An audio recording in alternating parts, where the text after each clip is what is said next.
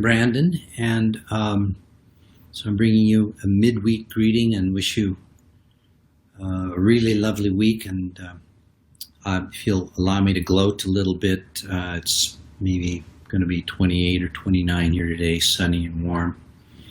And I understand you've been having some rain, so please get all that rain cleared out so that when Christine and I get back early in July, everything will be gorgeous and lovely, and we won't have to see any gray skies. It would be very much appreciated. It's chaos here, I assure you. You can't see it from my background, but the movers come in a week Monday, and then I've shipped my cars and we're going to fly out on different dates. Christine will be out on the 29th and I'll be out on the 3rd, and then I'm sure we'll be in quarantine for a couple of weeks because we don't want to bring any unwelcome virus infection from Manitoba. It's very quiet here. There isn't really much. I don't think there's been any new cases here for a while, so fortunately that's a good thing for us as it is for the island. On Sunday, I'm preaching from an amazingly relevant lectionary text in Genesis 21, the story of Sarah and Hagar. And Sarah says this in Genesis 21. "Cast out this slave woman with her son," she says of Hagar. "For the son of this slave woman shall not inherit along with my son Isaac." And I'm often amazed at how relevant the lectionary texts seem. But in these days of Black Lives Matter and the global uprising against racial prejudice, this text seems particularly evocative to me. So I'm going to talk about it as best I can, and we're just going to attempt to see what some of the biblical perspective on this kind of prejudice is, and talk about the moral imperatives that the Bible calls us to, how we then ought to live.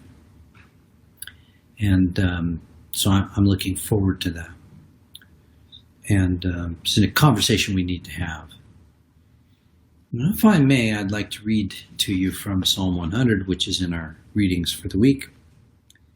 But may this just be a word to lift your heart and encourage you here midweek.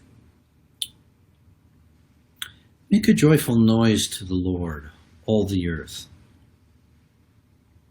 Worship the Lord with gladness. Come into his presence with singing. Know that the Lord is God. It is he that made us, and we are his. We are his people, and the sheep of his pasture. Enter his gates with thanksgiving, and his courts with praise. Give thanks to him, and bless his name. For the Lord is good, his steadfast love endures forever, and his faithfulness to all generations." Well, we very much look forward to being back with our Victoria family, and we do talk about it as coming home, actually.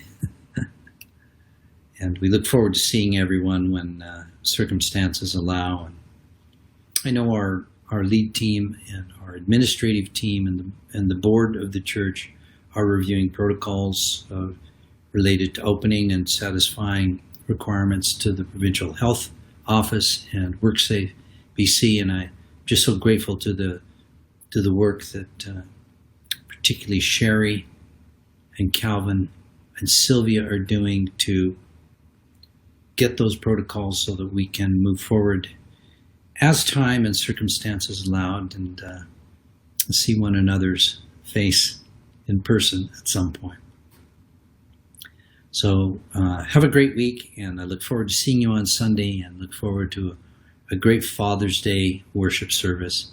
God bless you, and we will see you on Sunday.